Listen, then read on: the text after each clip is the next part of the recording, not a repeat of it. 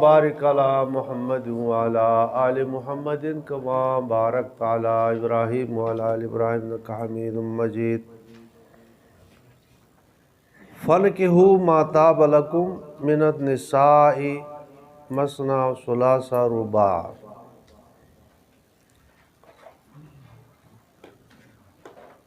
تو تمہیں اگر یتیم عورتوں میں نکاح کرنے سے تم اس کے حق ادا نہیں کر سکتے ہو تو یتیموں کے علاوہ آزاد عورتوں سے نکاح کر لو جو تمہیں بھلی لگے، اور کوئی بندش بھی نہیں ہے، 2 کے ساتھ کرو، 3 کے ساتھ کرو، 4 کے ساتھ تم نکاح کر لو۔ یہاں مسئلہ لکھو جی تعدد نکاح کا۔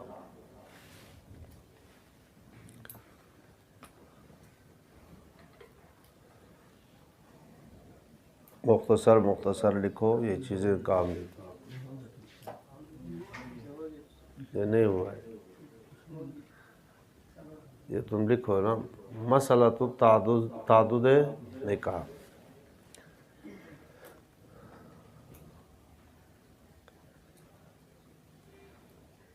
دو سوال کرتے ہیں لوگ کہ نکاح کا اختیار مرد کو 4 عورتوں کا اختیار کیوں ہے، پھر عورت کو بھی تعدد ازواج کا اختیار ہونا چاہیے۔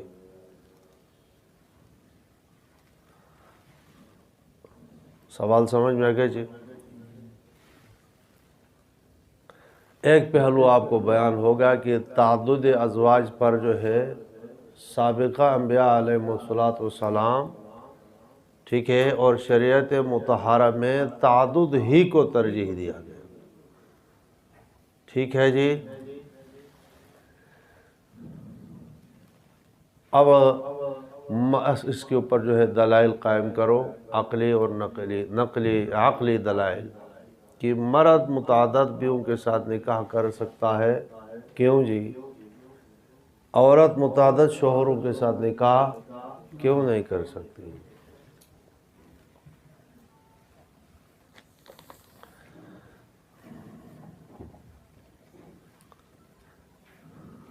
دلیل نمبر 1، نکاح سے اصلی مقصد ہوتا ہے اپنے شرمگاہ کی، اپنے ناموس کی حفاظت کرنا۔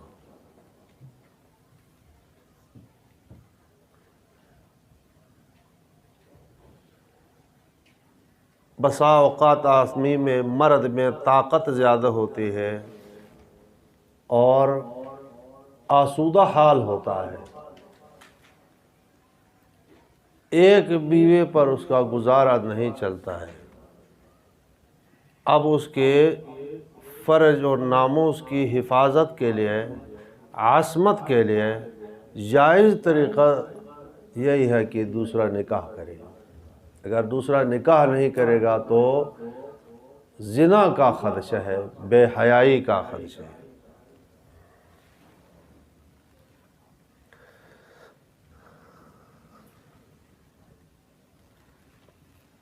مختصر لکھ دیا دلیل جی، اس میں کوئی شک ہے؟ نہیں شک ہے، ٹھیک ہے۔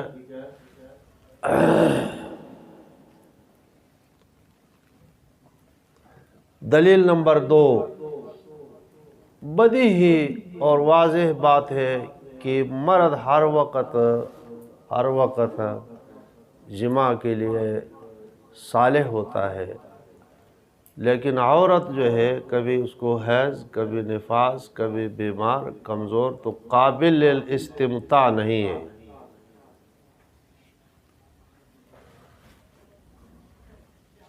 اس وقت جو ہے جائز اس کی تسکین کے لیے جائز طریقہ کیا ہو سکتا ہے؟ یہی ہو سکتا ہے کہ تعدد ازواج کی، ایک عورت کو حیض آ جائے، ایک بیمار ہو جائے تو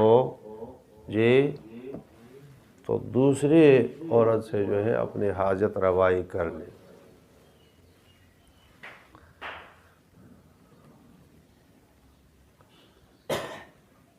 دلیل نمبر 3، کبھی کبھی آدمی شادی کرتا ہے لیکن عورت بانجھ ہو جاتی ہے، اس کی اولاد نہیں ہوتی۔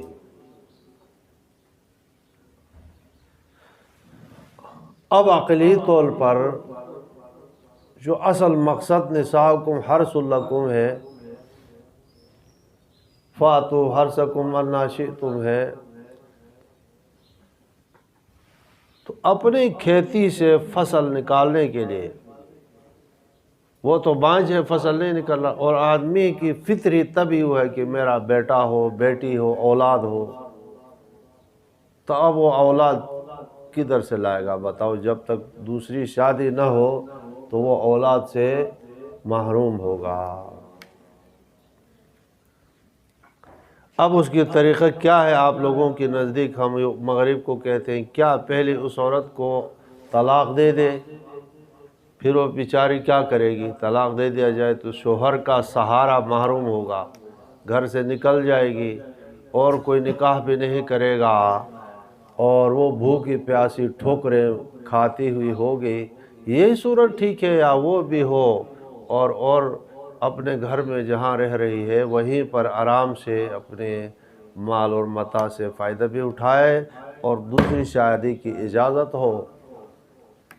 سمجھ میں آ گیا جی؟ یہ ثانی صورت جو ہے بہتر ہے۔ دلیل نمبر 4، روز ازل سے عورتوں کی فراوانی، عورتوں کی تعداد زیادہ ہے مردوں سے۔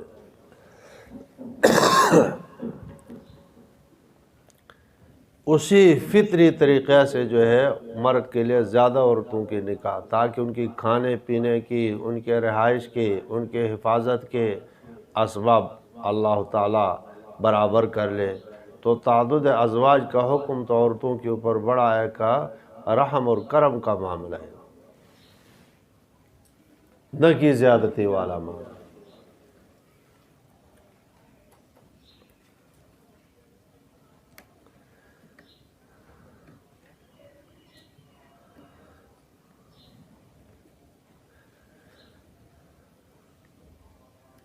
اب عورتوں کی اصل تعداد زیادہ ہے اور آپ نے بند کر دیا کہ آدمی ایک ہی لے لے گا، تو باقی وہ کدھر جائیں گی بتاؤ؟ تو ظاہر بات ہے انسان کے اندر جو ہے بھوکا کتا جو ہے نفس رکھا ہوا ہے، تو شادی پر آپ نے ایک سے زیادہ پابندی اور قدغن لگا دی، تو پھر وہ کہاں جا کر کے اپنے اس بھوک کو مٹائے گی اور اس شہوت کو پوری کرے گی؟ بنا علی ھذا نتیجے نکلے گا کہ زنا عام ہوگا، ٹھیک ہے؟ اور اللہ تعالیٰ جو ہے اس برے راستے کو بند کرنا چاہتے ہیں۔ اس کے لیے صحیح طریقہ کیا ہے جی؟ تعدد ازواج ہے۔ آخری دلیل جو ہے قاسم نانوتوی رحمہ اللہ کی دلیل ہے، وہ کہتے ہیں، فرماتے ہیں کہ عورت کے اندر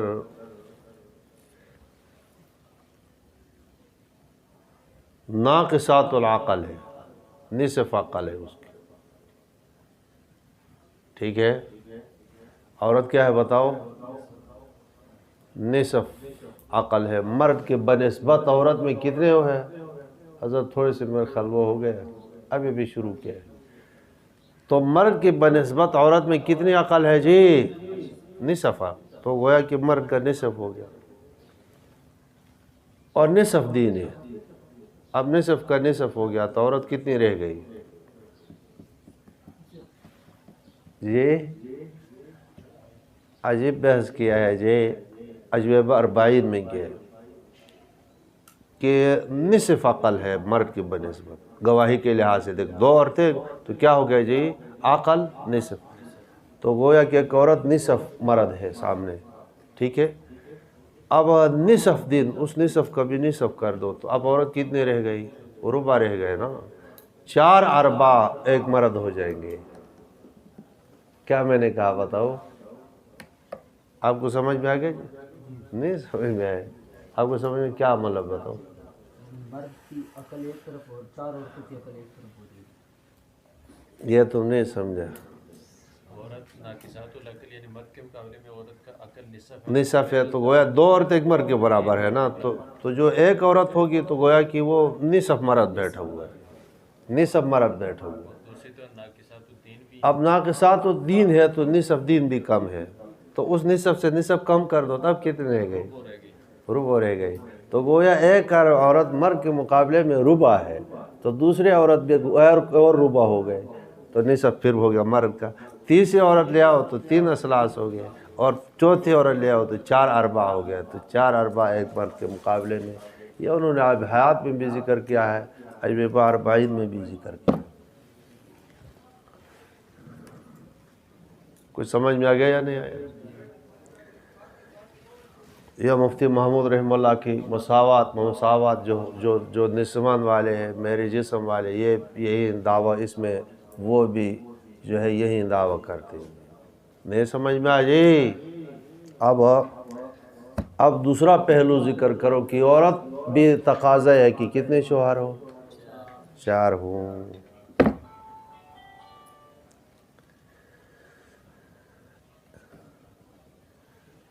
قاسم العلوم والخیرات رحمہ اللہ تعالیٰ نے تقریباً 1.5 صفحہ میں اس کا جواب دیا کہ عورت کے بھی یہ کیا ہے کہ میرے شوہر کتنے ہوں؟ متعدد ہوں۔ جس طرح مرد کے لیے متعدد زوجات ہو سکتی ہے، تو عورت کے لیے بھی متعدد شوہر ہونا چاہیے۔ نہیں سمجھ میں جی؟ نمبر 1 دلیل جو ہے، پہلی دلیل مضبوط دلیل قاسم نانوتوی رحمہ اللہ کی دلیل، اصل شادی سے مقصد کیا ہے بتاؤ؟ نسل انسانی۔ نساؤکم حرث لکم فاتوا حرثکم انا شئتم۔ اور کھیتی سے مقصد کیا ہے دہقان کی؟ فصل ہے، اصل مقصد تو فصل ہے، اور باقی نکاح کے بہت سارے مسائل ہوتے ہیں جو توضیح طلبہ دیگر کتابوں نے دیا ہے۔ تو جب اصل مقصد کیا ہے جی؟ نسل کی بڑھوتری ہے، فصل الاولاد ہے جی، اور رہ گیا یہ شہوت رانی، حفاظت فرج۔ یہ ظاہر شہوت اگر نہ ہو تو وہ اولاد کہاں سے ہوگی؟ جمع نہیں ہوگا، جمع نہیں ہوگا تو اولاد نہیں ہوگی، تو یہ ایک ذریعہ اور بہانہ ہے۔ جیسے انسان میں اصل مقصد تو انسان اللہ کی عبادت کرے، وَمَا خَلَقْتُ الْجِنَّ وَالْإِنسَ إِلَّا لِيَعْبُدُونِ ہے، لیکن عبادت کرنے کے لیے ذریعہ بھی ہو نا، طاقت بدن میں طاقت ہو تو کرے گا نا، تو اس کے لیے صحت بھی ضروری ہے، اور پیٹ میں کھانا بھی تھوڑا سا ضروری ہے یا نہیں؟ بتاؤ تو نہیں تو صحت نہیں ہوگی تو عبادت کر سکے گا نہیں، پیٹ کچھ نہ کچھ بھرا، بلکہ جو نماز شروع ہے اور ادھر بھوک لگی ہے تو حکم شریعت نے کیا پہلے کیا کر لو جو یہ جو ہے مقصود پیٹ بھرنا نہیں ہے، مقصود وما خلقت الجن والانس الا لیعبدون ہے، لیکن یہ ذریعہ ہے مقصود کے لیے۔ اس لیے امام شافعی العلم علمان، علم الابدان و علم الادیان ہے، العلم علم الابدان و علم الادیان ہے۔ تو مقصد اصل میں نکاح سے کیا ہے بتاؤ جی؟ تناسل و نسل کا بڑھنا ہے۔ اب عورت ایک ہو، مرد زیادہ ہو، 3 ہوں 4 ہوں، تو یہ مقصد فوت ہو جائے گا۔ تقسیم اولاد کی کیا صورت ہوگی؟ نہیں سمجھ میں آئی جی؟ تقسیم اولاد کی صورت کیا ہوگی؟ فرض کرو کہ ایک بیٹا ہو گیا، 4 آدمی ہیں، تو کس کا ہوگا بیٹا؟ ایک کا ہو تو کیوں ہو؟ ترجیح بلا مرجح، دوسرا کہے گا میرا ہو، کیوں ہو؟ بات سنو نا، 2 ہے تو شوہر تو 4 ہے فرض کرو، ٹھیک ہے؟ اچھا 2 بیٹے ہو تو وہ 2 کہیں گے کہ جی یہ تو ہمارے ہیں، اور 2 دوسرے جو ہے خالی رہیں گے۔ اگر یہ تقسیم ہو، ٹھیک ہے، کہ ایک دن تمہاری خدمت کرے، ایک دن میری کرے، ایک دن اسی کرے، تو وہ تو آزاد نہیں ہو گیا، وہ تو بیٹے غلام ہو گئے۔ 2 بیٹے ہو گئے اور ایک زبردست خوبصورت اور ذہین عالم ہو گیا اور دوسرا جاہل ہے، ٹھیک ہے؟ شوہر بھی 2 ہے فرض کرو عورت کی، تو یہ کہے گا کہ یہ عالم میں لیتا ہوں، دوسرا کہے گا کہ جی یہ میں نہیں دیتا ہوں۔ یہی ہوگا یا نہیں ہوگا؟ اور آدمیوں میں لڑائی ہوگی یا نہیں ہوگی؟ معمولی چیز زمین پر لڑائی ہوتی ہے، معمولی شے پر لڑائی آدم علیہ السلام کی 2 بیٹوں میں ہو گئی، تو پھر تو یہاں تو بطرق اولاد لڑائی ہوگی۔ ٹھیک ہے، ایک لڑکا پیدا ہو گیا اور ایک لڑکی ہوگی تو لڑکی کون لے گا بتاؤ؟ یہی سوال مفتی محمود رحمہ اللہ نے کیا تو سارے جو جوز والے تھے منہ کھلے رہ گئے اور چپ ہو گئے. سمجھ میں آ گیا جی؟ اچھا، ایک آدمی با کمال ہے، اوصاف میں اتحاد نہیں ہو سکتا ہے، اسی طرح سے رنگ اور جسم میں جو ہے موافقت نہیں ہو سکتے، تو تقسیم اولاد کی کوئی صورت نہیں ہے، اور اوپر اس کے فساد کا بھی احتمال ہے، اور ان اللہ لا يحب الفساد ہے. اس لحاظ سے دوسری دلیل بھی لکھو، یہ تو قاسم نانوتوی رحمہ اللہ نے عجب بار بین میں لکھی.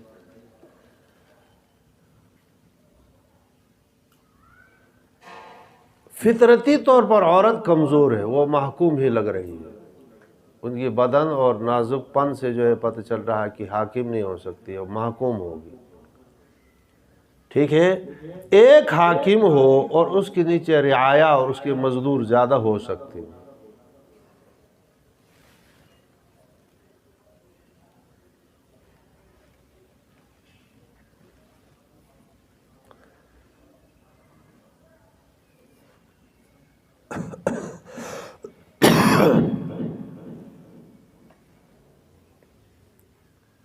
اب اگر آپ یہ کہیں کہ جی ایک عورت کی جو ہے 2 شوہر ہے، ٹھیک ہے،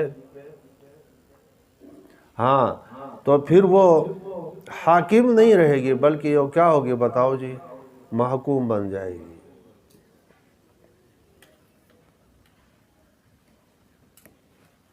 نہیں سمجھ میں آئے جی؟ اور ایک دلیل یہ بھی ہے کہ بیک وقت جو 2 شوہروں کا حاجت ہو گئے، ایک نے کہا ادھر آ جاؤ میری خدمت کرو، دوسرے نے کہا ادھر آ جاؤ میری خدمت کرو، اب خدمت گزاری کا طریقہ کیا ہوگا تم بتاؤ؟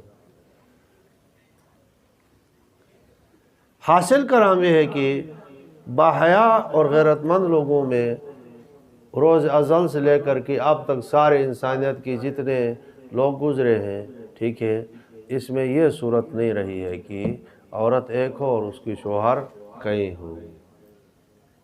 شریعت جو ہے غیرت کے مطابق شریعت وہ حکم دیتی ہے جو عند اللہ، ٹھیک ہے جی، اور لوگوں جو غیرت مند لوگوں کے فطرت کے بھی موافق ہو، ایسے حکم نافذ کرتی ہے. بے حیا حکم کبھی شریعت نے نہیں دیا ہے. یہ بات ختم ہو گئی.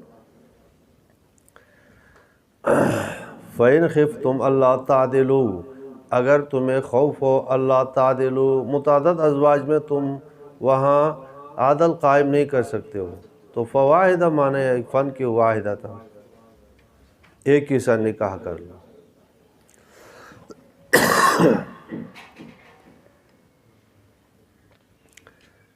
او ما ملکت ایمانکم، او ما یا وہ ملکت ایمانکم،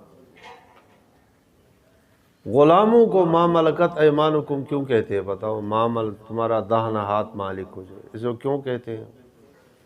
ہمارے استاد نے لکھا ہے وہ اس لیے کہتے ہیں فوائد صفدریہ میں کہ لوگ غلام کو کسی کے لیے دے دیتے تھے پیسوں میں بے کر کے، تو یوں پکڑ کر کے اس کی داہنے ہاتھ میں دے کر کے کہتے ہیں لے لو.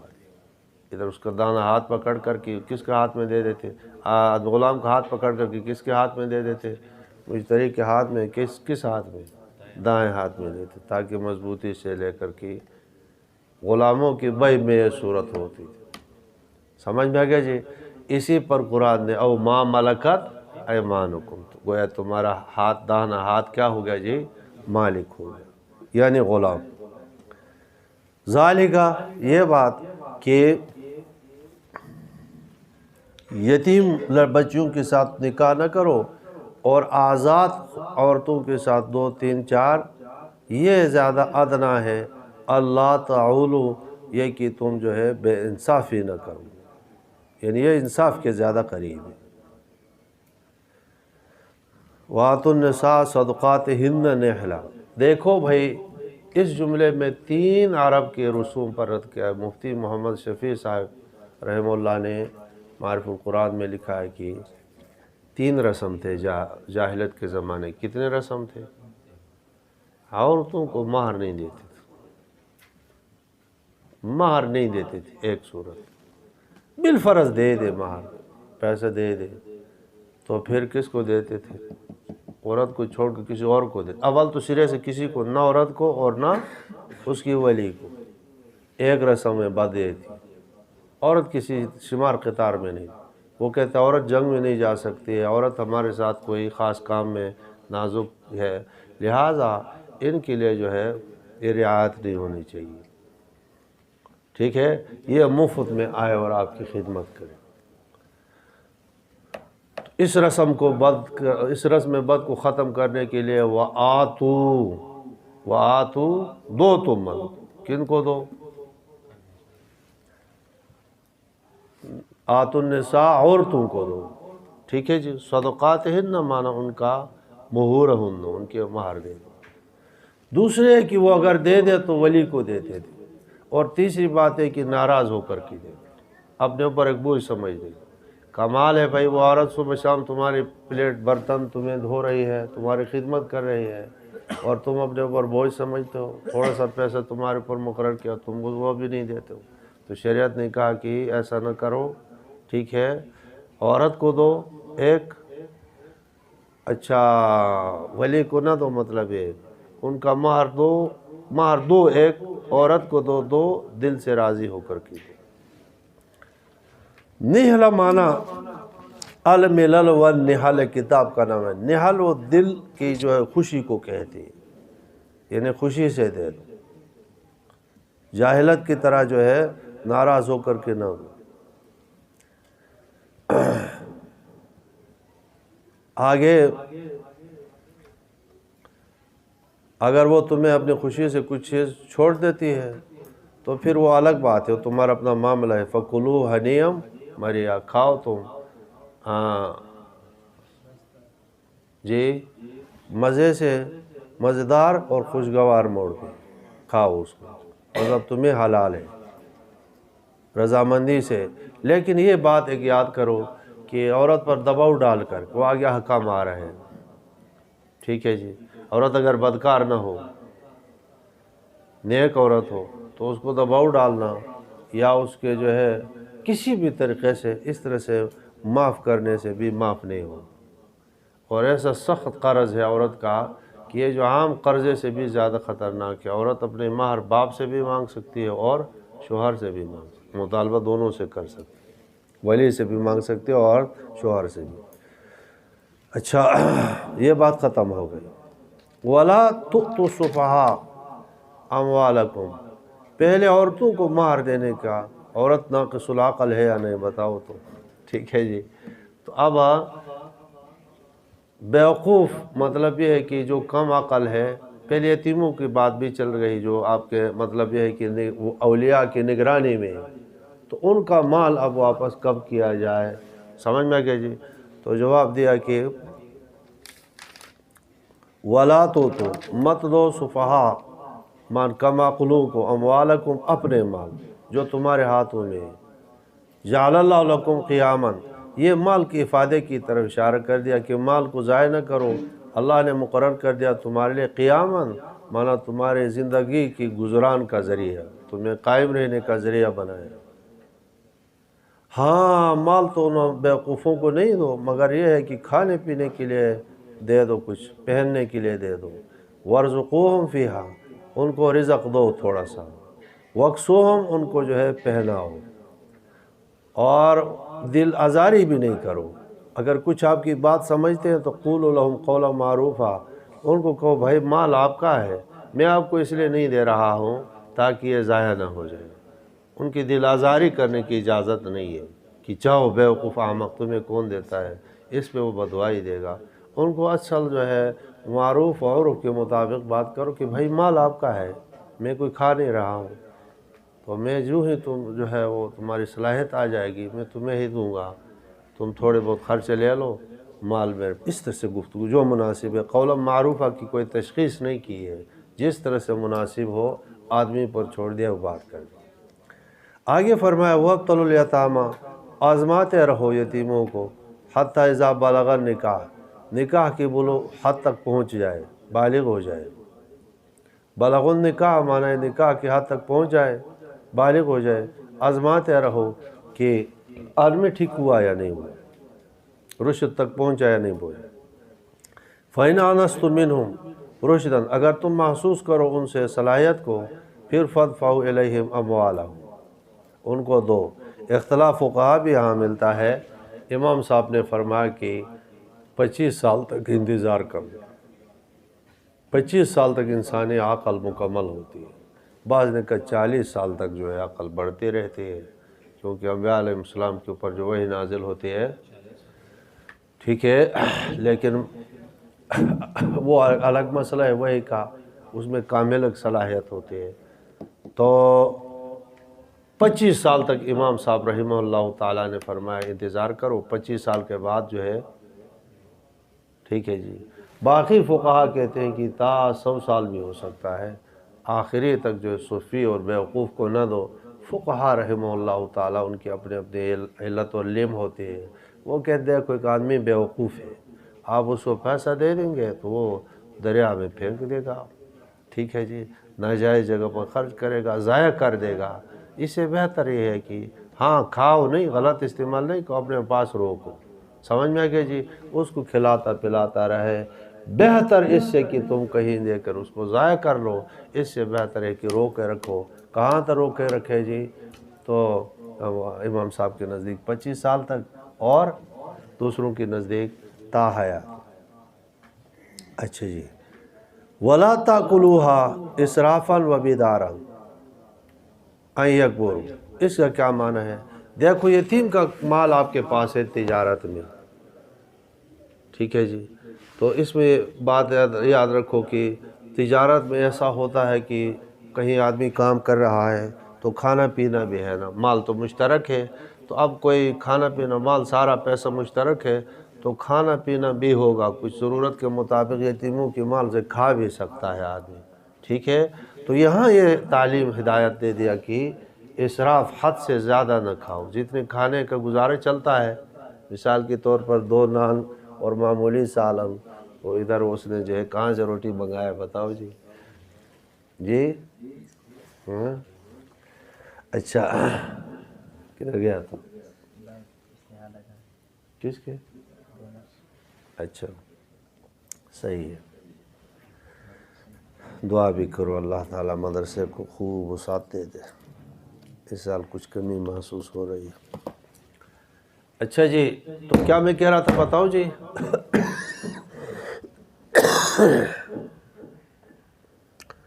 تو آدمی حد سے زیادہ، اسراف کا مطلب کیا ہے جی؟ وَلَا تَأْكُلُوا إِسْرَافًا حد سے زیادہ کھا لے، ٹھیک ہے جی، جتنے کھانے کا جو ہے مطلب ہے ضرورت نہیں ہے، حد سے زیادہ غلط استعمال کرے تو اس کو کیا کہتے ہیں؟ اسراف کہتے ہیں، ٹھیک ہے۔ سرے سے خرچ کرنے کا مال ہی نہ ہو، یتیموں کا مال اٹھا کر پھینک لے تو اس کو تبذیر کہتے ہیں، ٹھیک ہے۔ محل میں خرچ کر رہا ہے لیکن زیادہ کر رہا ہے تو اس کو کیا کہتے ہیں؟ اسراف کہتے ہیں۔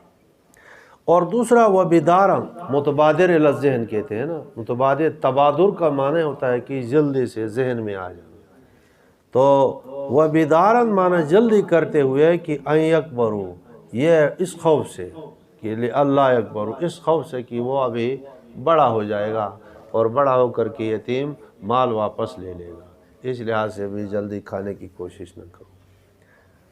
یہ تو مطلب اشارہ صریح حکم نہیں تھا، اب آگے صریح حکم آ رہا ہے، یہ قرآن کریم کا انداز ہوتا ہے۔ وَمَنْ كَانَ غَنِيًّا جو آدمی غنی ہے، اس کا اپنا کاروبار ہے تو فَلْيَسْتَعْفِفْ یہ امر وجوب کے لیے نہیں ہے، استحباب کے لیے ہے، مناسب یہ ہے کہ وہ عفت اختیار کرے، سرے سے نہ لے۔ اور وَمَنْ كَانَ فَقِيرًا اگر جو آدمی فقیر ہے تو فَلْيَأْكُلْ بِالْمَعْرُوفِ عرف کے مطابق کھائے۔ فَإِذَا دَفَعْتُمْ إِلَيْهِمْ أَمْوَالَهُمْ پس جب تم دو ان کی طرف دفع کر لو اموال ان کے، تو پھر فَأَشْهِدُوا عَلَيْهِمْ گواہ بناؤ۔ یتیموں کے ساتھ بعد میں لڑائی بھی ہوتی ہے، یاد رکھو، مشہور یہی ہے، ٹھیک ہے جی۔ یتیم بڑا ہو جاتا ہے تو وہ یہی تصور کرتا ہے کہ میرا مال اس نے، ٹھیک ہے، اس لیے شریعت جو ہے نزاع کو پسند نہیں کرتی۔ یتیم پالنا ثواب اپنی جگہ پر، لیکن شیطان بھی بیٹھا ہوا ہے، یتیم کے دل میں ڈالے گا کہ تو یتیم تھا، ٹھیک ہے، اور تیرا باپ جو ہے نہیں تھا، اس نے یہ کیا ہے، اس آدمی نے یہ کیا ہے، ولی نے تمہارا مال سارا ہڑپ کر دیا ہے، تمہیں کچھ نہیں دیا، وساوس ڈال دیتا ہے، اور پھر وہ یتیم جو ہے اس پہ نزاع ہو جاتا ہے، ٹھیک ہے۔ اس لحاظ سے جب مال تم واپس کرو تو یہاں گواہ مقرر کرو۔ اچھا پھر کیا کر لو جی، گواہ مقرر کر دو۔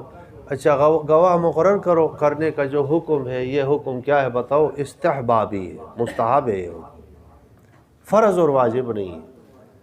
فرض اور واجب کیا ہے جی؟ وہ یہی ہے کہ یتیم کا مال کھانا حرام ہے، مال کی حفاظت ضروری ہے جبکہ آپ نگران ہیں۔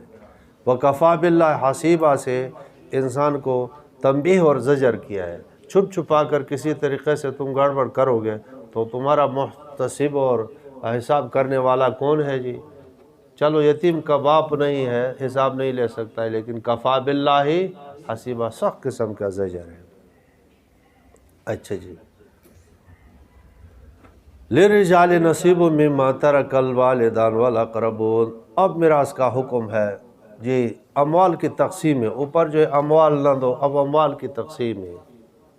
فرمایا مردوں کے لیے حصہ ہے جو چھوڑتے ہیں اس کے والدین خصوصیت کے ساتھ اور دیگر رشتہ دار، عورتوں کے لیے بھی حصہ ہے، یہی شریعت کے مساوات ہے۔ وَلِلنِّسَاءِ نَصِیبٌ، عورتوں کے لیے بھی حصہ ہے، مِّمَّا تَرَکَ الْوَالِدَانُ وَالْأَقْرَبُونَ، مِّمَّا قَلَّ مِنْهُ أَوْ كَثُرَ، زیادہ ہوتا ہے ترکہ یا کم ہوتا ہے۔ آدمی مر جائے تو فوراً جو ہے ترکہ منتقل ہوگا الی الورثہ، تسبیح بھی، اس کی ٹوپی بھی، بیوقوف ہوتے ہیں، آدمی مر جائے تو جی یہ ٹوپی فلاں کو ہدیہ کر دیا یا فلاں بزرگ کو دے دیا، کپڑا فلاں کو دے دیا، اجازت نہیں ہے۔ آدمی مر گیا، مرنے کے بعد کپڑوں سمیت سب کے سب ایک پائی کی شے کیوں نہ ہو وہ سب ورثاء میں منتقل ہو گیا۔ اس کا جائز صحیح طریقہ کیا ہے کہ ورثاء سارے جمع ہو جائے کہ بھائی اگر مولوی ہے تو وضاحت کرے کہ یہ ٹوپی، یہ تسبیح 10 روپے کی کیوں نہیں ہے، یہ 5 روپے کی کیوں نہیں، اللہ کے سامنے حساب تو دینا ہے نا۔ یہ اتنے ورثاء کاپی رکھ کر کے اتنے ورثاء میں آ گئی ہے، اتنا حصہ اس کا ہے، اتنا حصہ اس کا۔ اگر سب کہتے ہیں کہ جی ٹھیک ہے ہم کیا کریں، ٹوپی تقسیم کر کے یا کپڑا تقسیم کر کے یا جو گھڑی لے کر کے، اس کو کسی فقیر کے لیے اتفاق ہے، شرط اس میں بھی ہے کہ کوئی وارث جو ہے ساتھیوں سے مجبور ہو کر کے نہ دے بلکہ دل کی رضامندی سے دے دے، کوئی نابالغ نہ ہو، اس میں کوئی صفی بیوقوف نہ ہو، کوئی نابالغ نہ ہو، سب حاضر ہوں۔ اگر دے دیتے ہیں تو ٹھیک ہے، نہیں دیتے ہیں تو خرد کرنا، ادھر ادھر کرنے کی اجازت نہیں ہے، ٹھیک ہے جی۔ مرنے کے بعد تسبیح تک اس وراثت میں کیا ہو جاتی ہے جی، ٹوپی تک جو ہے میت کی، کپڑوں تک جو ہے یہ وراثت میں منتقل، جوتوں تک وراثت میں منتقل ہو جاتی ہے۔ سمجھ میں آ گیا جی؟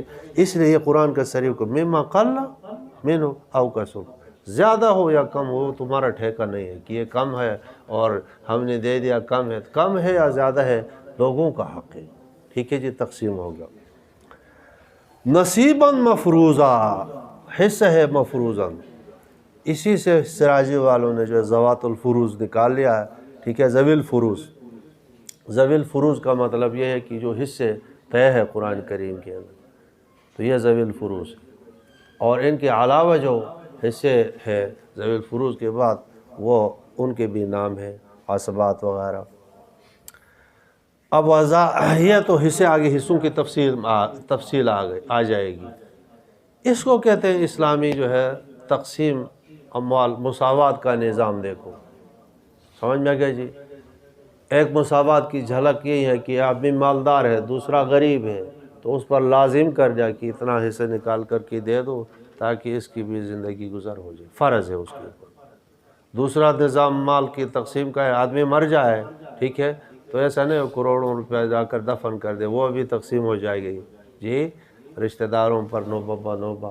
تو یہ تقسیم اموال اور مساوات کا، مرد کو بھی حصہ ملے گا، عورت کو بھی حصہ ملے گا، تو یہ تقسیم کے طریقہ ہے۔ فرماتے ہیں کہ وَإِذَا حَضَرَ الْقِسْمَةَ، تقسیم میں مصدری معنی ہے، تقسیم میں حاضر ہو گئے اولو القربہ، رشتہ دار، یتیم، مسکین۔ ایک تو ذوی الفروض ہے وہ نہیں، ان کے علاوہ جو ہے سارے رشتہ دار آ گئے۔ ایک رشتہ دار قریب ہوتا ہے، ایک دور کا رشتہ دار ہوتا ہے جس کے لیے وراثت میں حصہ نہیں ہے، اور وہ وراثت کی تقسیم کی وقت جو ہے وہ کیا ہو گیا بتاؤ؟ حاضر ہو گیا۔ فرزقوہ، ان کو دو، منہ من اس وراثت سے، کیوں دو؟ اللہ تعالیٰ اگر یہ بندش لگاتے کہ یہ مال کو جو ہے دریا میں پھینک دو اور تقسیم نہ کرو تو ہماری کوئی طاقت ہوتی بتاؤ؟ گویا کہ یہ بھی اللہ کا ایک عطیہ ہے، مفت میں وراثت کا ملنا یہ بھی اللہ کی کیا ہے جی؟ عطیہ ہے۔ تو عطیہ مل جائے تو آدمی کسی امید سے حاضر ہوا ہے تو اس کو بھی تھوڑا بہت کھلاؤ، سمجھ میں کہ جی؟ اگر ناراض ہونے کا خطرہ ہے تو ان کو کہو قولوا لہ قولا معروفا، بھائی جو حصے ہیں نا اور رشتہ دار بھی ہے اور زیادہ نہیں ہے، مہربانی کرو اس تھوڑے بہت جو ہے لے لو۔ لیکن یہ منسوخ ہو گیا، ابھی اس کو نہیں دے سکتے بغیر رضامندی کے، آپ کو بتا دیا حصے مقرر ہو گئے، طے ہو گئے، یہ تو ابتدائی حکم ہے۔ آگے ایک تنبیہ فرمایا کہ وَلْيَخْشَ الَّذِينَ لَوْ تَرَكُوا مِنْ خَلْفِهِمْ ذُرِّيَّةً ضِعَافًا خَافُوا عَلَيْهِمْ، جو لوگ آگے وراثت تقسیم کر رہے ہیں نا، ٹھیک ہے جی، ان کو چاہے کہ وہ ڈرے اور یہ یاد کرے کہ دیکھو کبھی تم نے بھی مرنا ہے، اور تم جب مرو گے اور تمہارے بعد میں ضعاف ذریت ہو اور تم مرنے والے ہو تو تم یہی چاہو گے کہ تمہارا مال ادھر ادھر نہ ہو، تمہارے اصل جو ذریت ضعاف ہے ان کے پاس پہنچ جائے۔ جب تم اپنے لیے یہی چاہتے ہو تو دوسروں کی جن کا مال ہے ان کے لیے بھی جو ہے اسی طرح سے پہنچاؤ۔ وَلْيَخْشَ الَّذِينَ، اور چاہے کہ ڈرے وہ لوگ کہ لو ترکوا من خلفہم ذریۃ، اگر وہ چھوڑ دیں ان کے پیچھے ذریت اولاد ضعافاً خافوا علیہم، ان کے ضائع ہونے کا خوف ہے، ٹھیک ہے، تو ان کے لیے وہ مطلب کتنا انتظام کریں گے، ٹھیک ہے۔ تو اسی طرح سے جو ہے دوسروں کی جو ذریت ہے اولاد ہے اس کے لیے بھی ان کا حق وراثت کا جو ہے وہ وہاں پہنچا دیا جائے، خرد برد نہ ہو۔ فَلْيَتَّقُوا اللَّهَ، چاہے کہ اللہ سے ڈرے، وَلْيَقُولُوا قَوْلًا سَدِيدًا، یتیموں کے متعلق جو ہے بات کا ہے قولاً سدیدہ، ٹھیک اور درست۔ ان الذین یأکلون اموال الیتامی، آدمی مر گیا ہے اور یتیموں کا مال سارے جمع ہو کر کھاتے، یہ 30 اور 40 اور خیرات ہوتا ہے، سمجھ میں آگیا جی؟ ہمارے علاقوں میں بھی خیرات ہوتا تھا، میں چھوٹا بچہ تھا، میرا والد صاحب فوت ہو گیا تو یتیم تھے، دونوں بھائی تھے، تو بڑے بڑے 2 جانور ہمارے تھے، واللہ عالم اس وقت تو ہمارے کوئی رشتہ دار نہیں تھے سوائے والدہ کے، تو کیا اس کی صورت ہوئی پتہ نہیں، تو وہ غالب گمان یہی ہے کہ لوگوں نے وہ اپنے دستور کے مطابق وہ خیرات کر دیا تھا، اور ہمارا حصہ تھا انہوں نے کھا لیا، بڑے بڑے 2 بیل ذبح کیے تھے جی۔ ابھی بھی ہمارے بعض علاقوں میں، ہمارے علاقوں میں نہیں۔ ان الذین یأکلون اموال الیتامی، بے شک وہ لوگ جو کھاتے ہیں یتیموں کا مال ظلماً، ظلم کرتے ہوئے، انما یأکلون فی بطونہم نارا، پکی بات ہے کہ یہ داخل کرتے ہیں، نہیں داخل کرتے اپنے پیٹوں میں مگر آگ داخل کرتے ہیں، یہ روٹی نہیں ہے، آگ کے انگارے بن کر کی قیامت کے دن ظاہر ہوں گے۔ اس لیے فرمایا وَسَيَصْلَوْنَ سَعِيرًا، عن قریب وہ دہکتی ہوئی آگ میں جلیں گی۔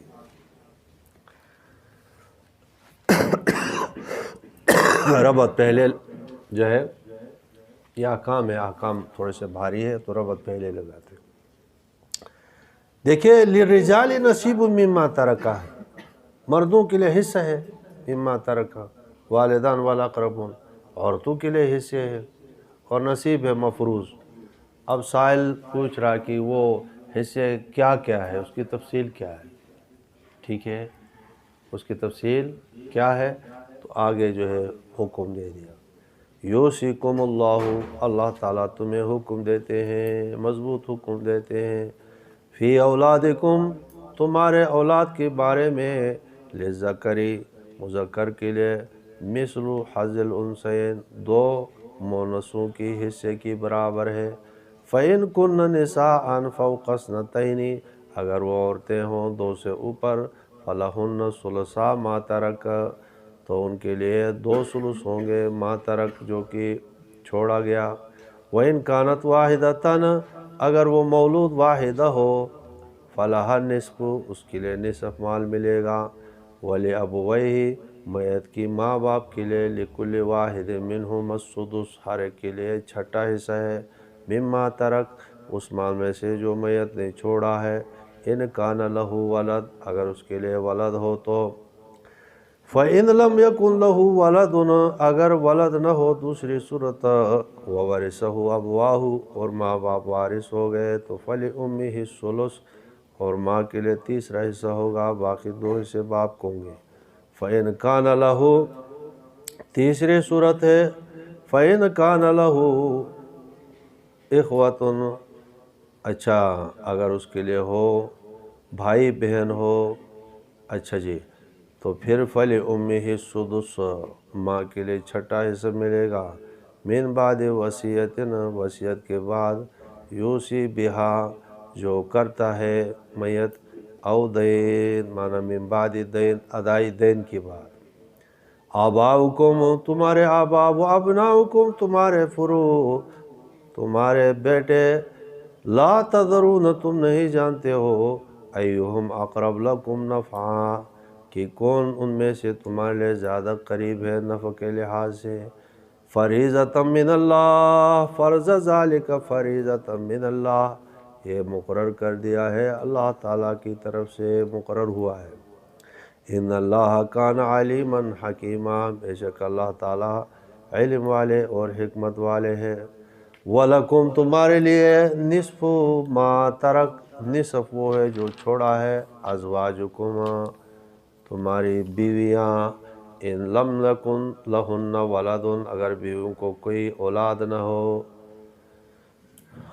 اس آدمی سے یا کسی اور آدمی سے، فَإِن كَانَ لَهُنَّ وَلَدٌ، اگر عورتوں کے لیے ولد ہو تو فَلَكُمُ الرُّبُعُ، پھر تمہارے لیے چوتھائی حصہ ملے گا، مما ترکنا، اس میں سے جو عورتوں نے چھوڑا ہے، یہ بھی من بعد وصیت، وصیت ادا کرنے کے بعد، یوصین، جو عورتیں کرتی، بہا، معنی اس وصیت کے ساتھ جو وصیت انہوں نے کیا ہے، او دین، یا قرض ادا کرنے کے بعد، وَلَهُنَّ، اور عورتوں کے لیے، الربع، چوتھائی حصہ ملے گا، مما ترکتم، جو تم نے مال چھوڑا ہے، ان لم یکن لکم ولد، اگر تمہاری کوئی اولاد نہ ہو، فَإِن كَانَ لَكُمْ وَلَدٌ، اگر تمہاری کوئی اولاد ہو اس عورت سے یا دوسری عورت سے اولاد ہو، تو فَلَهُنَّ الثُّمُنُ، عورتوں کے لیے جو ہے 8واں حصہ ملے گا، مما ترکتم، جو تم نے چھوڑا ہے، من بعد وصیت، وصیت کے بعد، توصون بہا او دین، جو تم چھوڑتے ہو، بہا او دین، قرض ادا کرنے کے بعد، وَإِن كَانَ رَجُلًا يُورَثُ، وَإِن كَانَ رَجُلًا، اگر آدمی ہو میت، یورث، معنی جس کی وراثت تقسیم کی جاتی ہے، میت کی بات ہو رہی ہے، کلالہ وارث کو کہتے ہیں یا مورث کو کہتے ہیں؟ اب بتاؤ ذرا، سوال کا جواب دے دو، سراجی جس نے پڑھا ہے، وارث کو کہتے ہیں یا مورث کو کہتے ہیں، یا دونوں ہو سکتا ہے؟ یہ کلالہ وارث صرف ہوتا ہے یا میت کو بھی کلالہ کہتے ہیں؟ جو وارث زندہ آدمی ہے اس کو بھی کلالہ کہہ سکتے ہیں یا نہیں کہہ سکتے؟ جی اصل میت ہے، ہاں، مشہور معروف معنی میں تو میت ہے، اس کو بھی کہہ سکتے ہیں وارث ہے، کلالے کی کیا تعریف ہے؟ اصول فروع نہ ہو، جس کو شروع تو وہ زندہ بھی ہو سکتا ہے نا، یا مرے گا ہمیشہ، یاد رکھو کہ وارث بھی ہوگا اور میت کو بھی کلالہ کہتے، اطلاق دونوں پر ہوتا ہے۔ اچھا، وَإِن كَانَ رَجُلًا يُورَثُ، اگر آدمی ہو یورث، جس کی وراثت تقسیم کی جاتی ہے، کیا ہو؟ کان کی خبر ہے، کیا ہو؟ کلالتاً ہو، اور کلالہ کی تعریف اصول فروع نہ ہو، بہن بھائی ہوتے ہیں تو ہونے دو، اصول فروع نہ ہو تو اس کو کیا کہتے ہیں؟ کلالہ مذکر ہو، اور مونث ہو تو کلالی ہے، اور امراتن، ٹھیک ہے جی، یا عورت ہو، مطلب تورث، اس کی وراثت تقسیم کی جاتی ہے، وَلَهُ أَخٌ وَأُخْتٌ، اس کے لیے کیا ہو جی؟ اخون و اختن، نہیں سمجھ میں آئے گی؟ یہ اخن و اختن کون سا ہے بتاؤ؟ اخ اور اخ جو ہے، اختن 3 قسم کی ہوتی ہے مولوی صاحب. بعض بچے ہیں چھوٹے، عینی ہے، ماں باپ شریک بہن، اس کو عینی کہتے ہیں. اور باپ شریف اس کو علاتی کہتے ہیں. اور صرف امی شریک ہو تو اس کو اخیافی کہتے ہیں. ادھر اخن اور اختن ہے، کون سی ہے بتاؤ؟ ماں شریک ہے، یاد رکھو. سمجھ میں آ گیا جی؟ ہاں اخیافی کہتے ہیں، اخیافی. ٹھیک ہے. تو کلالہ ہے، اور کلالہ اصول فروع نہیں ہے، اور اس کے لیے لہو اخن و اختن ہے، اور وہ اخن اور اختن کیا ہے؟ اخیافی ہے. ٹھیک ہے. تو پھر لکل واحد منہما السدس ہے. 6,000 روپیہ جو ہے چھوڑ دیا آدمی، اور نہ اصول ہے اور نہ فروع ہے، اور ایک اس کا بھائی ہے ماں شریک، اور ایک اس کی بہن ہے. تو 6,000 میں ان کو کتنے ہزار ملیں گے بتاؤ؟ لکل واحد منہما السدس ہے نا، لکل واحد منہما. ان دونوں کو سدس نہیں ہے، بلکہ ہر ایک کے لیے کیا ہے جی؟ سدس ملے گا. تو اب 6,000 روپیہ ہے، آدمی مر گیا ہے، اصول فروع نہیں ہے، کلالہ ہے، اور ایک بھائی ہے اور ایک بہن ہے، اور ہے اخیافی. تو کتنے 1000 روپیز ان کو ملیں گے بتاؤ ابھی؟ جی جی 2,000 میں لکل واحد منہما السدس ہے نا. یہ مسئلہ پھر بھی آ رہا ہے، کتنے ملے گی جی؟ یہ تو خیر میں ترجمے میں پھنس گیا ہوں، میں شرح میں پھنس گیا، اصل ترجمہ تو نہیں گیا ہے نا.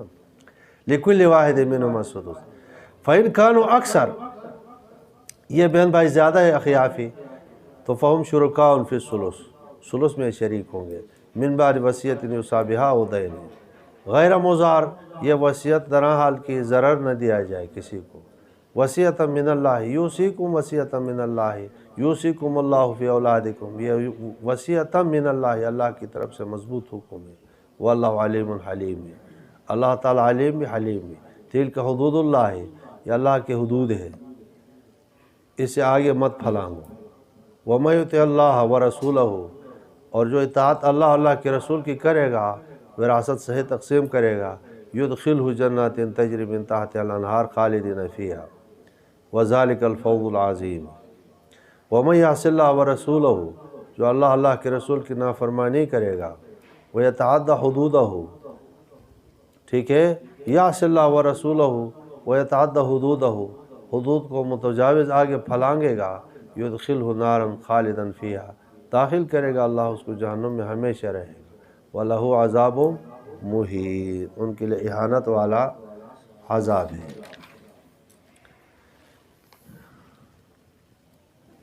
یہ وراثت کی تقسیم ہے. یوصیکم اللہ فی اولادکم، یوصیکم اللہ فی اولادکم.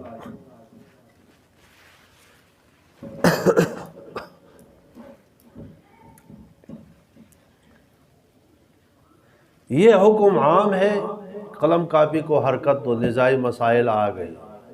یوصیکم اللہ، تمہیں اللہ تعالیٰ حکم دیتے.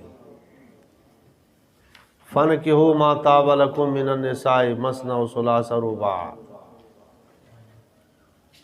اقیموا الصلاۃ آتوا الزکوٰۃ، ان سب میں نبی علیہ السلام شامل ہے یا نہیں بتاؤ جی؟ اور رافضیوں نے یہ کہا، چلو تم ذرا لکھ لو کاپی پہ. رافضیوں نے کہا کہ یوصیکم اللہ فی اولادکم، یہ نبی علیہ السلام کو شامل ہے.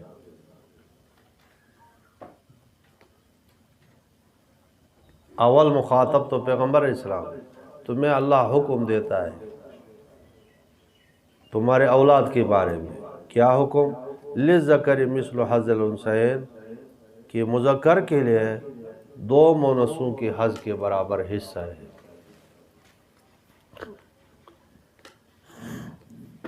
یہ حکم جو ہے پیغمبر کے ساتھ پیغمبر علیہ السلام کو شامل ہے. ٹھیک ہے.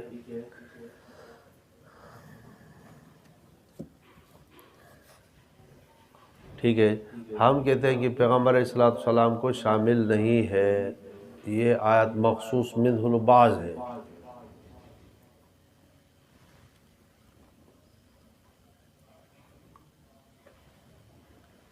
کیوں؟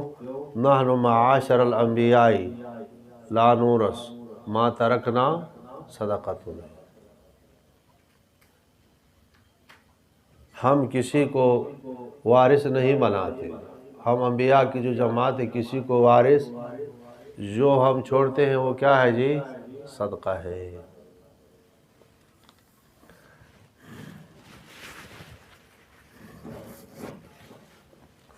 اب ہمارا نظریہ لکھو تم. ہمارا نظریہ اہل سنت والجماعت کا سب کا یہ نظریہ ہے کہ انبیاء علیہم السلام کے مال وراثت میں تقسیم نہیں ہوتی.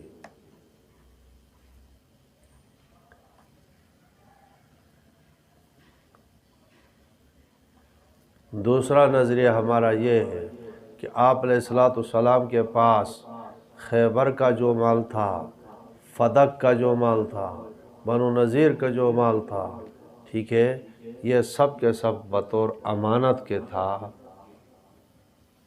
بطور ملک کے نہیں تھا. یہ بھی ہمارا عقیدہ اور نظریہ ہے. تیسرا عقیدہ تو پہلے ہر مرتبہ آپ کو پڑھا چکا ہوں. تیسرا عقیدہ ہمارا یہ ہے کہ انبیاء علیہم السلام اپنے قبور میں زندہ ہوتے ہیں. نیند آ رہی ہے؟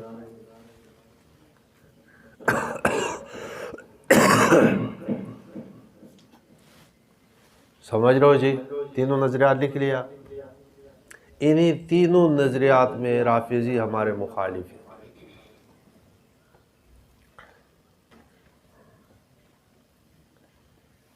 رافضیوں کا عقیدہ یہ ہے کہ جی فدق کا مال، فدق کا جو باغ ہے، خیبر کا کچھ مال، اسی طرح سے فدق علاقے کا نام ہے.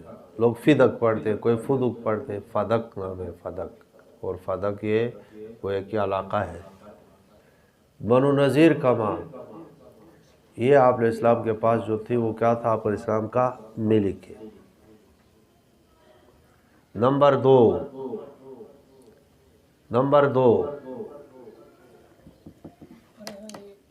انبیاء علیہ السلام کی ملک جو ہے وراثت میں منتقل ہوتی ہے.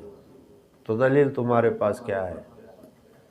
یرثنی ویرث من آل یعقوب وجعلہ رب رضیہ. یرثنی ویرث من آل یعقوب، کہ میرے لیے ایک پتر پیدا ہو جائے جو میرا بھی وارث بنے. کس نے یہ دعا کی بتاؤ؟ زکریا علیہ السلام. اور من آل یعقوب کا بھی جو ہے وارث بنے. دوسری آیات وورث سلیمان داؤد، کہ وارث ہوا سلیمان علیہ السلام کس کا؟ داؤد علیہ السلام. شارٹ جوابات دے کر کی بات نہیں مٹھاؤ. ہم جواب دیتے ہیں کہ وراثت تو پیغمبر کی منتقل نہیں ہوتی ہے نا. 3 مقدمات پہلے اپنے لکھ لیا ہے. جواب ہماری طرف سے یہ ہے کہ وراثت سے وراثت علمی مراد ہے.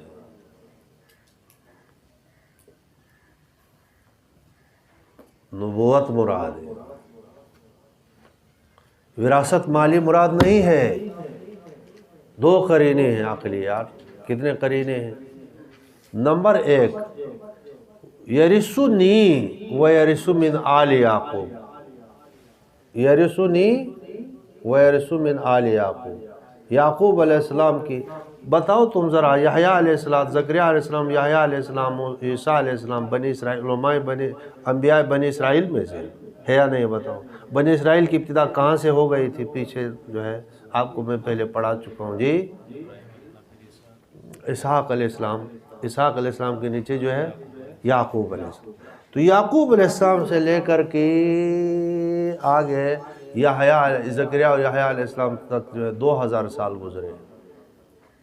نہیں سمجھ میں آئے کتنا فاصلہ ہے جی؟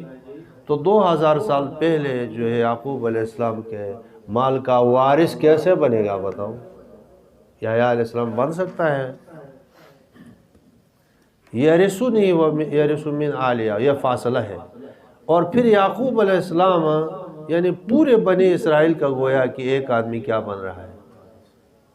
پورے بنی اسرائیل. اور یہ ممکن ہے یا محال ہے بابا؟ یہ تو عقل کے خلاف ہے، بیوقوفوں والی بات. یرثنی و یرث من، چلو یرثنی ٹھیک آپ کی بات مان لیا ہے، و یرث من آل یعقوب کا کیا معنی ہے؟ لیکن رافضی یہ جواب اگر دینے کی کوشش کرے یرثنی میں تو آ گیا، یرث من آل یعقوب سے وہ علمی وراثت لے لے. سمجھ میں گئے جی؟ خیر ان کے ذہن میں اللہ ایسی بات نہیں ڈالے گا، لیکن بہرحال یہ ایک لڑائی تو ہوگی. جواب دوسرا جواب جی ورث سلیمان. ہاں دوسرا جواب یہ ہے کہ دیکھو اللہ تعالیٰ کا پیارا محبوب پیغمبر زکریا علیہ السلام، سورہ مریم میں اس کے دعا اور اس کی حجز و زاری دیکھو. ایک پیغمبر دنیا سے جا رہا ہے اور یہ دنیا کی فکر، دنیاوی وراثت کے لیے خدا سے بچہ مانگے، یہ عقل کے خلاف ہے یا نہیں بتاؤ؟ تو پیغمبر کی تقوی کے بھی خلاف ہے کہ اس دنیا دنی جو اس کے نزدیک مچھر کے پر کے برابر بھی نہیں ہے، اس کے لیے اللہ تعالیٰ سے وارث اور اولاد مانگ رہا ہے. تو یہ عقل کے خلاف ہے یا نہیں بتاؤ؟ تو یہ عقل کے خلاف، یہ تمہارے نقل کے خلاف. رافضوں کو ہم کہتے ہیں ذرا دکھاؤ کہ تم جو ہے متفقہ کوئی روایت دکھاؤ جس میں یہ ہو کہ مال کے لیے جو ہے بڑا فکر مند تھا زکریا علیہ السلام. نہیں سمجھ میں آ جائے اور وہ موت کے وقت جو ہے یہ دعا کر لے کہ میرے لیے بیٹا ہو جائے. یہ تو کوئی عام دنیا دنی والا آدمی بھی یہ دعا نہیں کرتا ہے، ٹھیک ہے؟ وہ اپنے آخرت کی فکر کرتا ہے. تو پیغمبر کے لیے یہ دعا مناسب تم نہیں تجاوز کر رہے، ٹھیک ہے؟ دوسری آیت کا جواب ہے وورث سلیمان و داؤد.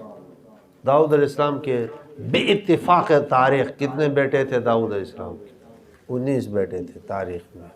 تاریخ میں کتنے بیٹے تھے؟ 19. تو سارے وراثت ایک بیٹے کو کیسے ملے گی؟ ورث سلیمان و داؤد. بلکہ وراثت سے کون سی وراثت مراد ہے؟ علمی، اور وراثت نبوت مراد ہے. اور اس میں شک نہیں ہے کہ سلیمان علیہ السلام وارث بنے، بادشاہ بنے. اچھی طرح سمجھ میں آ گئے جی؟ تو پہلا مقدمہ یہ ہے کہ یہ مال سارے پیغمبر کے پاس کیا ہے؟ پیغمبر کا مل. رافضی کہتے ہیں دلائل ان کے پاس ہو یا نہ، ذرا برابر دلیل ہے. دوسری دلیلوں نے دیا کہ انبیاء کی وراثت آگے مال وراثت میں منتقل ہوتا ہے، ٹھیک ہے؟ تیسرے ہم کہتے ہیں کہ جی انبیاء اپنے قبروں میں زندہ ہے. تو زندہ ہے تو زندہ آدمی کی وراثت تقسیم ہوتی ہے. چلو تسلیم کر لیا کہ پیغمبر مالک تھا ان اموال کا، وراثت چلو تسلیم کریا منتقل بھی ہوتی ہے. لیکن پیغمبر کے لیے موت ثابت کرو، زندہ کی وراثت تقسیم نہیں ہوتی، ٹھیک ہے جی؟ اچھا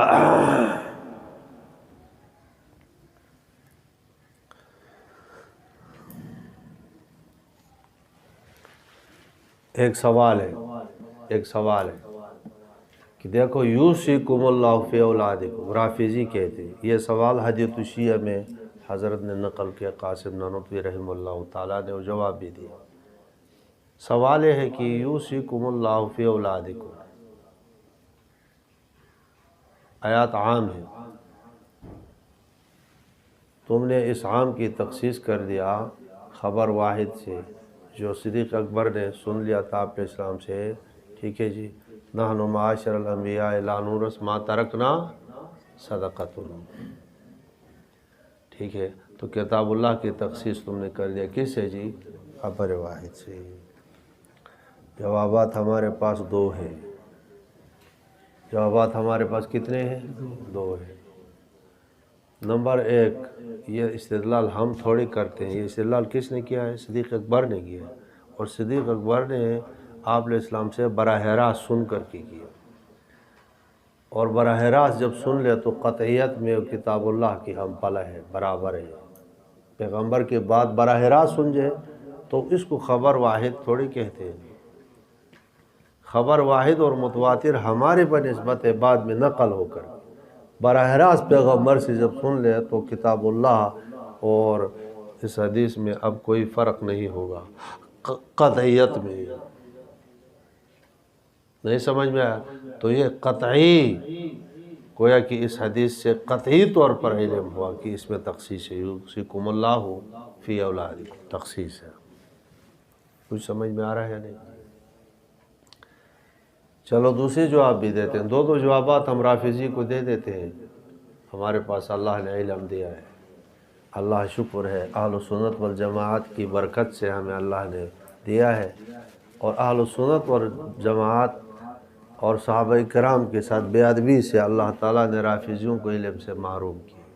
یہ روایت صرف جو ہے صرف صدیق اکبر سے نہیں ہے، بے وقوف و احمق ہو، یہ روایت کتاب حدیث کی کتابوں میں صدیق اکبر بھی ناقل ہے، بلکہ حضرت علی رضی اللہ تعالیٰ عنہ بھی ہے، ٹھیک ہے۔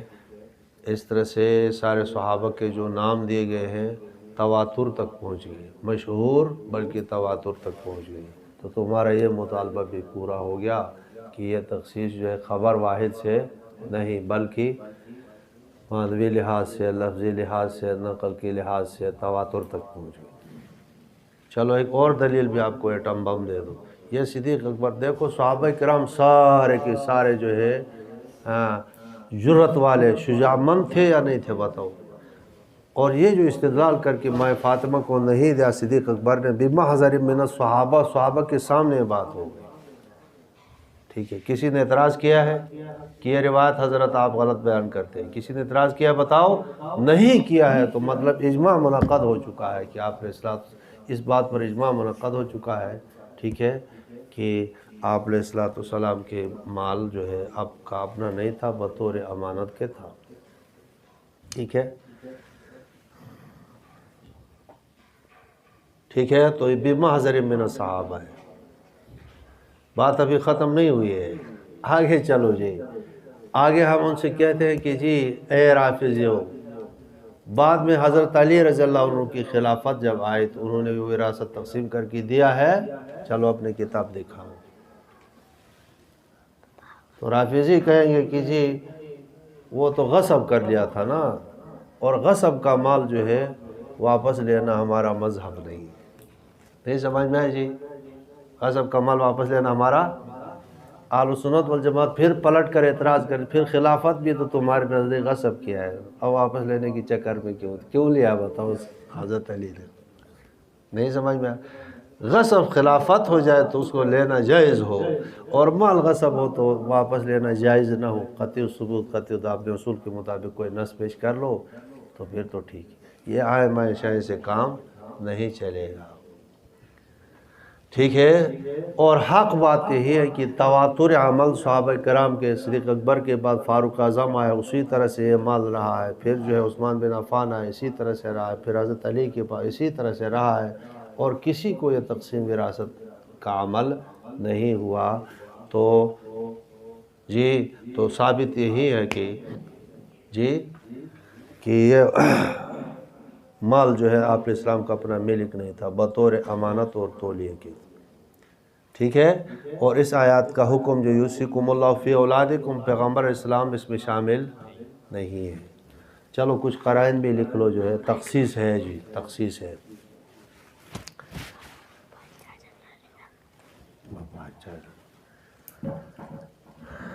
اچھا میں آپ کو قرائن دکھاتا ہوں، قرائن۔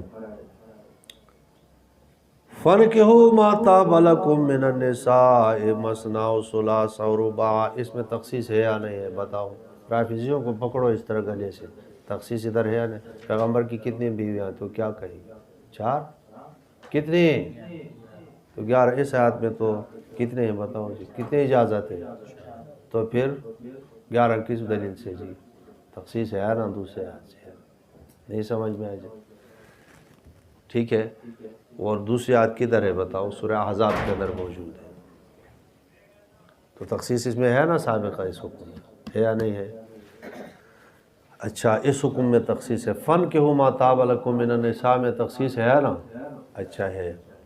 اسی طرح سے آگے چلو، سیاق کلام، سباق کلام دیکھو،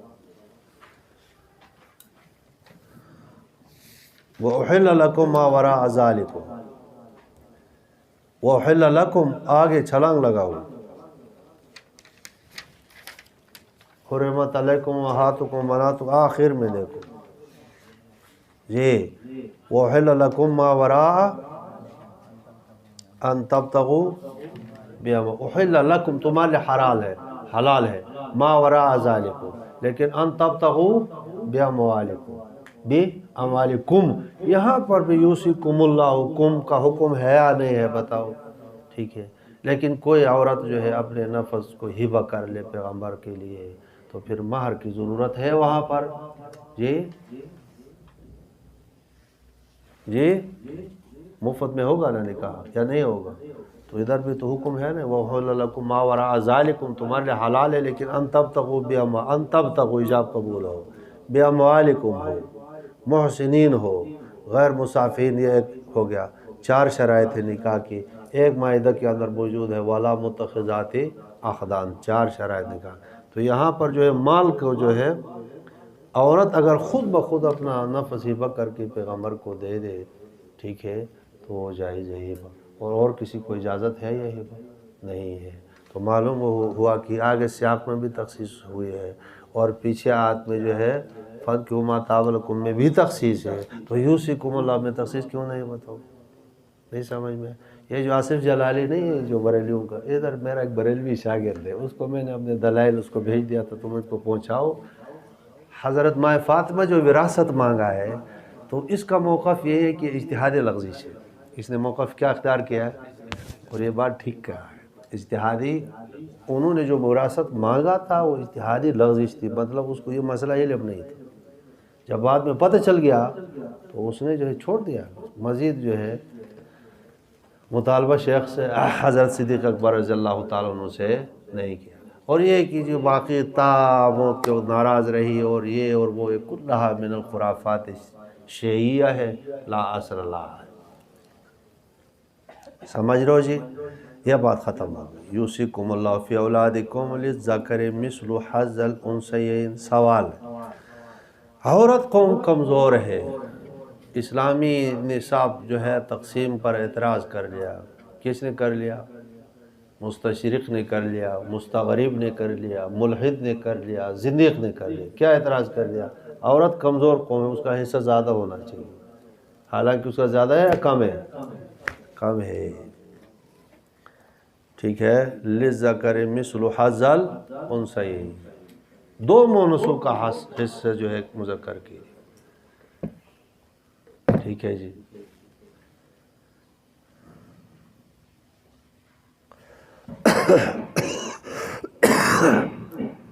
ایک جواب عقلی ہے، ایک نقلی جواب ہے۔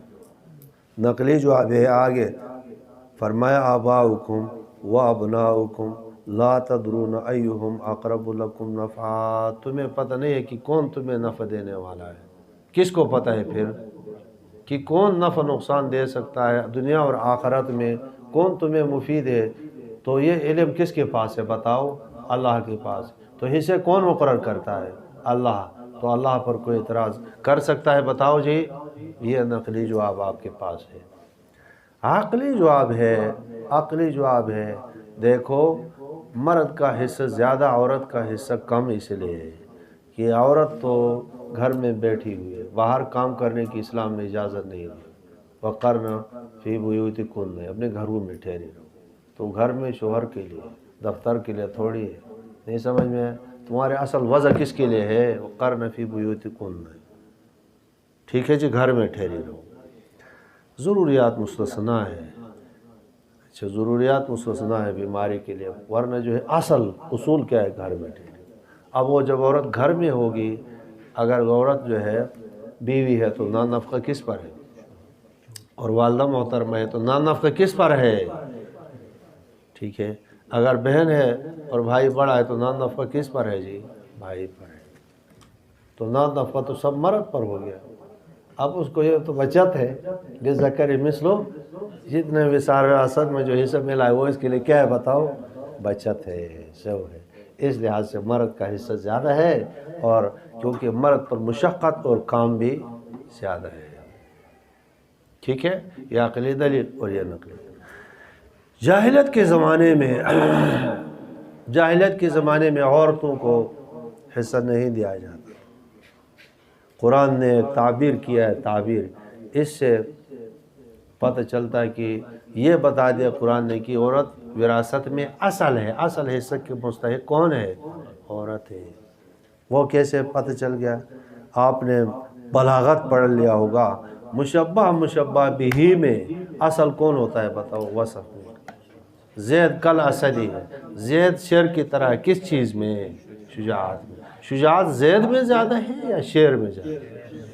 شیر فطرتی طور پر شجاع من ہے، نہیں تو لڑائی کر کے ذرا دیکھو شیر کی شان، ٹھیک ہے، اس کے ہاتھ پاؤں برابر ہو تو وہ فطری طور پر کیا ہے؟ شجاع من ہی ہے، شیر بزدل نہیں ہوتا ہے۔ تو انسان کی تشبیہ کس کے ساتھ دیا ہے؟ گویا کہ وصف شجاعت میں اب للذکر مثل حظ الانثیین، مثل حظ الانثیین، مذکر کو تشبیہ کس کے ساتھ؟ ادوات تشبیہ میں کأن ہے، مثل ہے، ٹھیک ہے، تو للذکر مذکر کے لیے مثل حظ الانثیین، تو مونس کا جو حصہ ہے اس کو کیا قرار دیا ہے بتاؤ؟ مشبہ بہی، اور مونس کا، اور مذکر کا جو حصہ ہے بتاؤ جی؟ تو گویا یہ بتا دیا کہ وراثت میں اصل حصہ کس کا ہے جی؟ عورت کا ہے، ٹھیک ہے جی؟ یہ بات بھی آپ نے سمجھ لیا جی۔ اچھا، تو اولاد میں سے لذکر مثل حظ الانثیین، دو مونسوں کا حصہ ہے۔ فرض کرو کہ آدمی نے کہ جو ہے 4000 روپیہ ہے چھوڑ کر مر گیا ہے، ایک ہی چونکہ بچے بھی ہے چھوٹے سے، آدمی مر گیا ہے، پیسہ کتنے چھوڑا ہے؟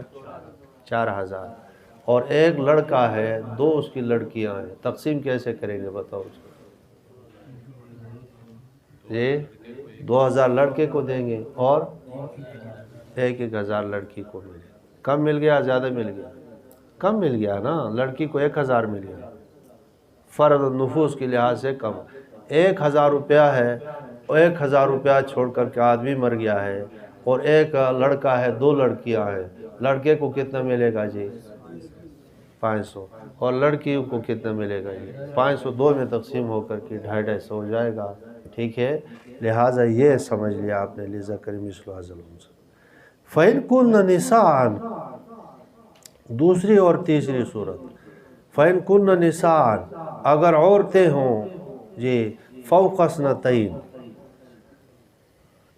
جی ایک لڑکا ہے اور 10 لڑکیاں آدمی کی ہیں، ایک لڑکا ہے اور 10 لڑکیاں ہیں، اب وراثت چھوڑ دیا تو تقسیم کیسے ہو گئے؟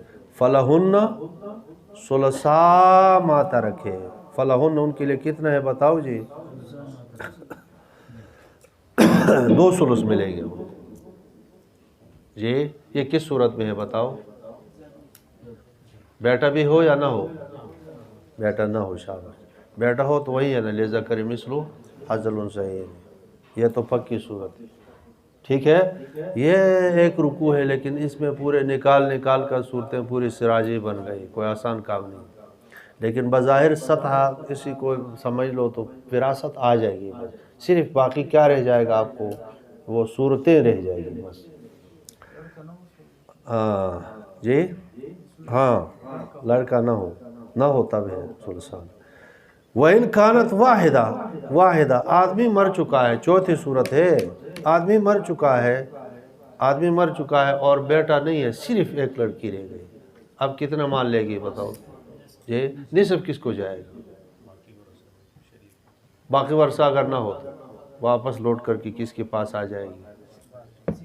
اسی لڑکی کے پاس آ جائے گی، سمجھ میں آ گیا جی؟ ایسا بعض صورتیں ایسی بھی ہوتے ہیں کہ وہ آپس جا کوئی وارث نہ ہو تو آپس جا کر کے بیت المال پہنچ جاتا ہے، تو نصف تو اس کے پاس آ گئی، باقی اور ورثہ کو ملے گا نا، اس کا بھائی ہوگا، آدمی کا عصبات وغیرہ جو ہے، اگر وہ بھی نہیں ہے تو پھر کیا ہوگا؟ مال، ٹھیک ہے؟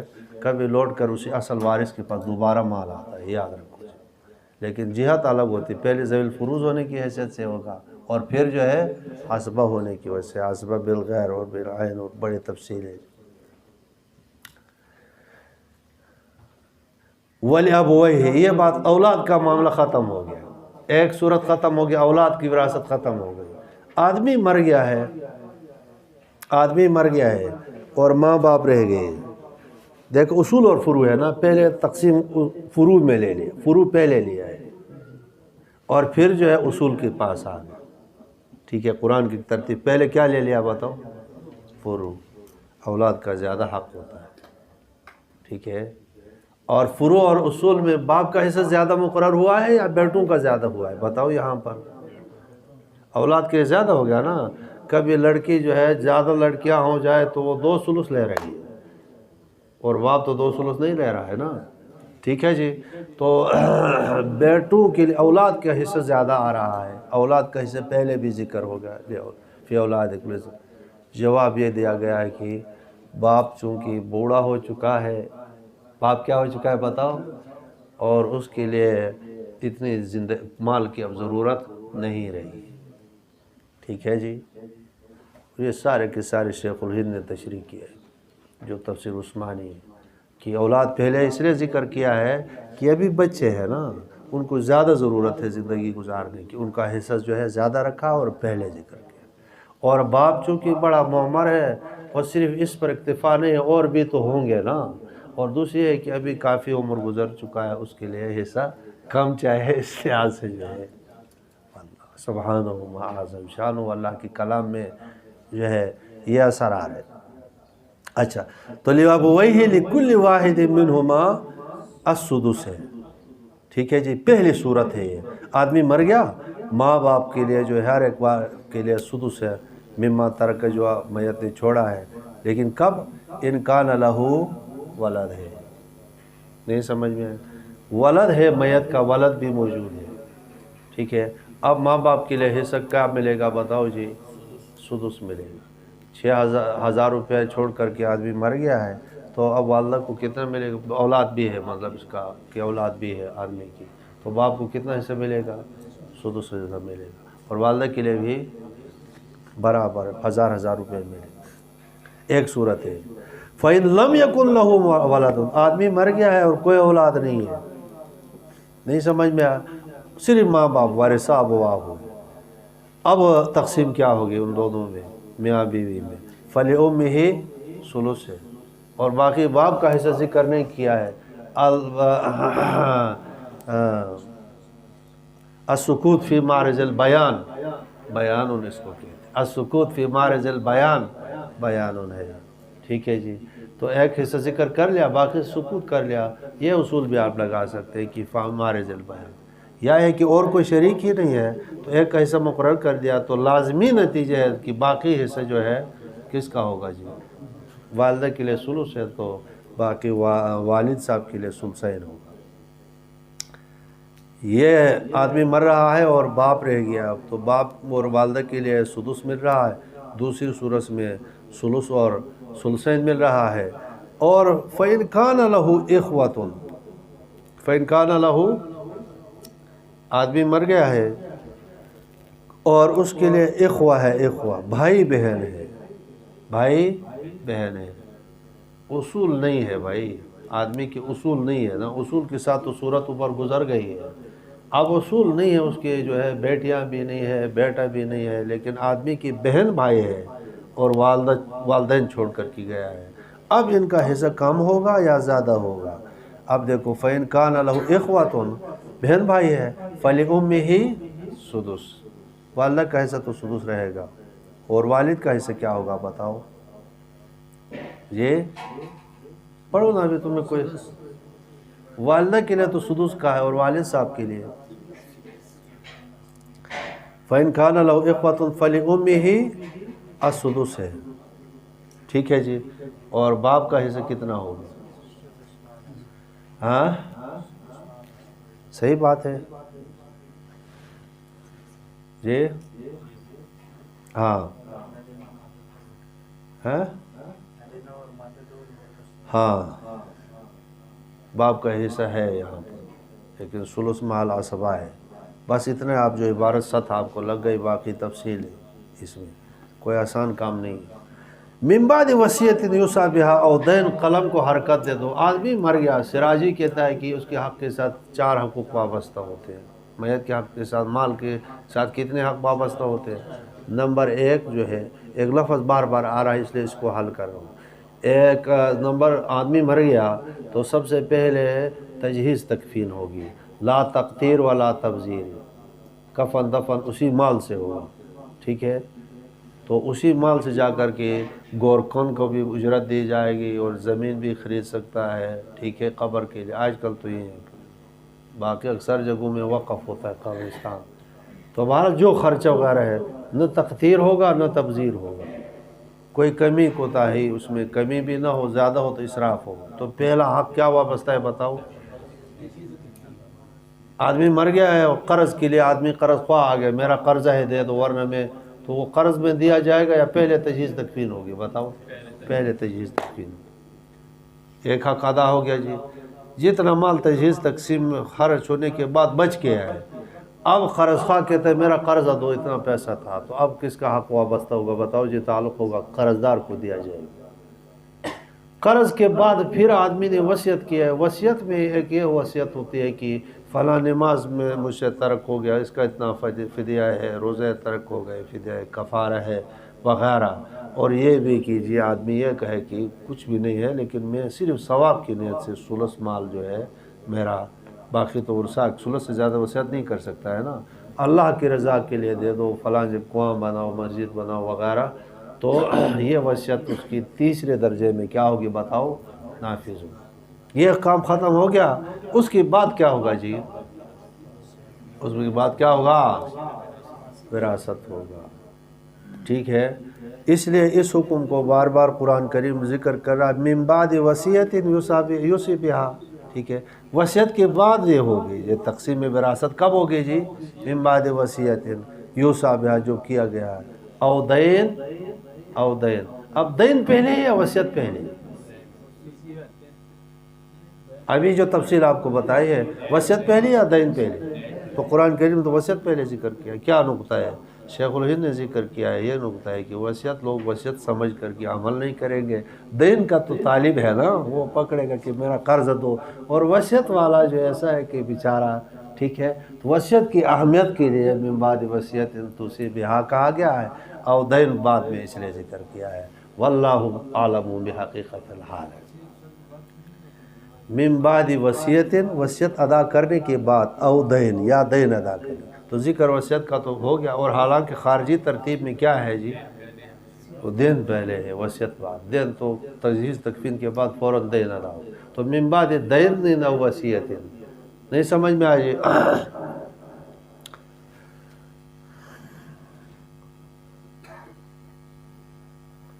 اور یہ بھی آپ جواب دے سکتے ہیں کہ یہ جو روانگی ہے نا، من بعد وصیت یوصی بہا او دین، آگے جو آواز بن رہا ہے، فاصلہ بن رہا ہے، تقدیم تاخیر میں وہ آواز باقی نہیں رہے گا۔ بیضاوی کی طرف رجوع کرو انشاءاللہ العزیز، یہ جو جاندار تفاسیر وہ ذکر کریں۔ آگے فرمایا کہ آباؤکم و ابناؤکم، یا تو یہ ہے کہ غلط وصیت، مال تقسیم غلط نہیں کرو جی، کبھی انسان زندگی میں بھی اپنا مال تقسیم کرتی ہے، تو یہ بھی بتایا کہ جی تمہارے جو جن میں تم مال تقسیم کرتے ہو، تو وہاں تمہیں پتہ نہیں ہے کون تمہیں بہتر ہے وہ دعا کرے گا اور کون تمہارے لیے، لہٰذا تقسیم برابر کرو، ٹھیک ہے۔ اور یہ بھی اس آیت کا مطلب آپ لے سکتے ہیں کہ جی تمہیں پتہ نہیں ہے کہ کون تمہیں، تو یہ تقسیمہ جو حصص ہے اس پر اعتراض نہ کرو، یہ اللہ ہی جانتا ہے کون کس کو کتنا حصہ ملتا ہے، ٹھیک ہے، اسی پر جو ہے اکتفا کرو۔ آباؤکم و ابناؤکم لا تدرون، تمہیں علم نہیں، ایہم اقرب لکم نفعا، کہ تم نہیں جانتے ہو کہ کون ان میں سے اقرب لکم نفع ہے، تمہیں نفع کے لحاظ سے آخرت میں۔